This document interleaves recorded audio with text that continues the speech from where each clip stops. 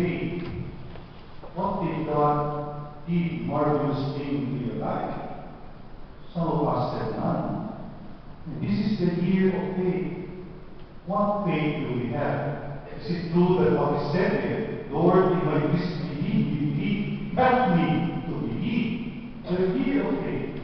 Jesus is continually being rejected. And there are many reasons we know why he was rejected. Because people closest to him, intimacy brings contempt.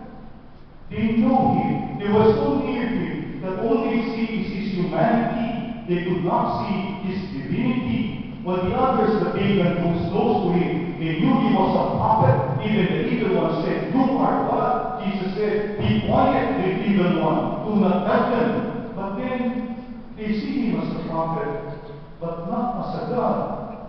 And many of us do that.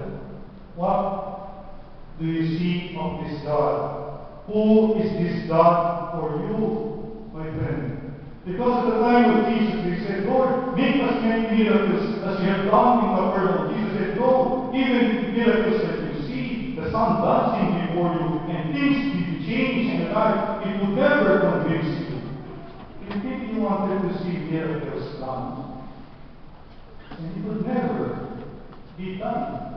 That is why at the time Jesus said, even if you see someone who rose from the dead, you will never be convinced. But there was one, and he was speaking about himself, about the resurrection. And Luke wrote this at a time, not of this time, but when Jesus rose again, saying all these things you need to see, and you need to believe that they are true. That they rejected him. And it was true to Simeon's prophecy. He said that this baby of yours, Mary and Joseph, would be a sign of great contradiction.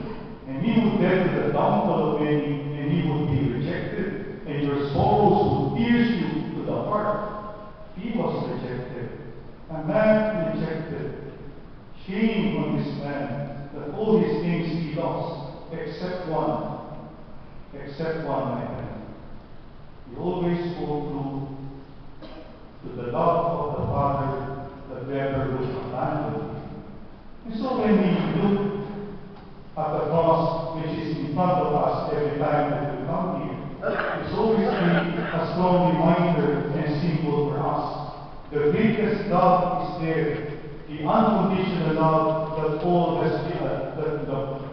the apostle, has been writing about. Patience. And true, he said, with all kindness does not bear any fault with you, he said, and always understanding, he said.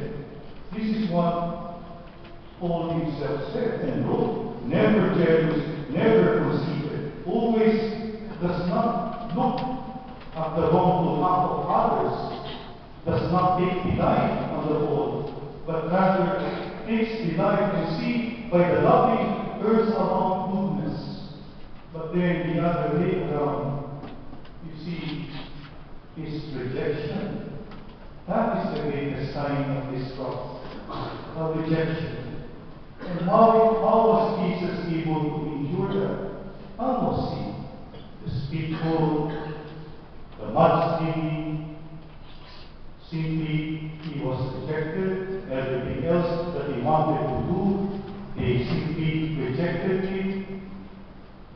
He was able to endure because of his love. That's the only reason. That's why when you come home from work, you are tired, stressful. You have done so much, and yet still there is strength with you. Still much patience to say, "You know, son, daughter, I'm so tired already. You do not understand me, but I am undergoing." What makes you endure? Is it because you are paid for that to become a good parent? Or is it more than that? You endure, my friend, because of love.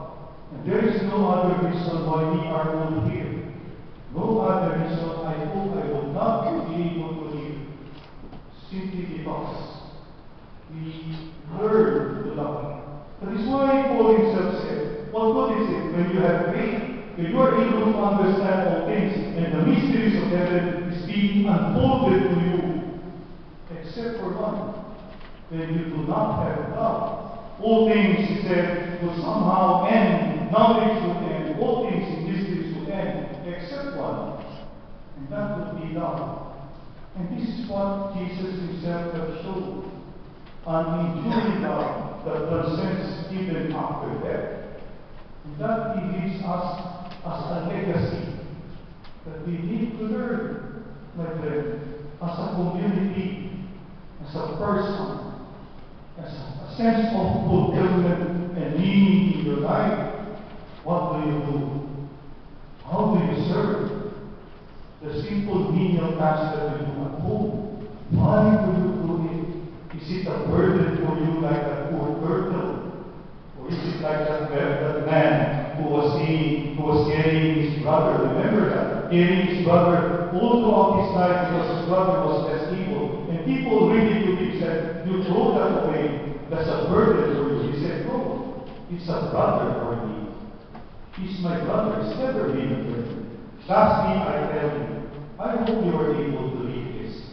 The other night I came upon an article, and it's titled An Abandoned. Abandoned.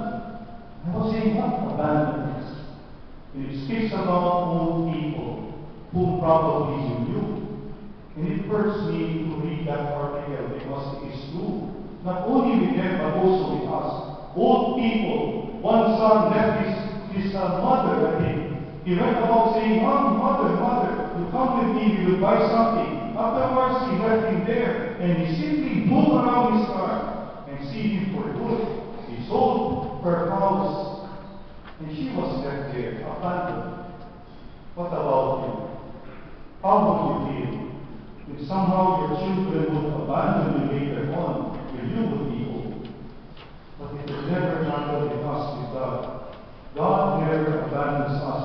That's why he is Emmanuel. His love never changed, not like me.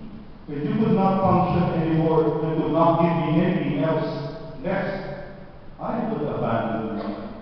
And I hope and I pray that we would never feel so much rejection. That we somehow see that the greatest of Christ's disciples is the one that feels always the pain, as Paul himself was saying, the pain of becoming a prophet, to be able to stand up for Christ, to speak the truth, and to say to ourselves, no, my friend, this is what is really true that will change you. And this is Jesus at the cross.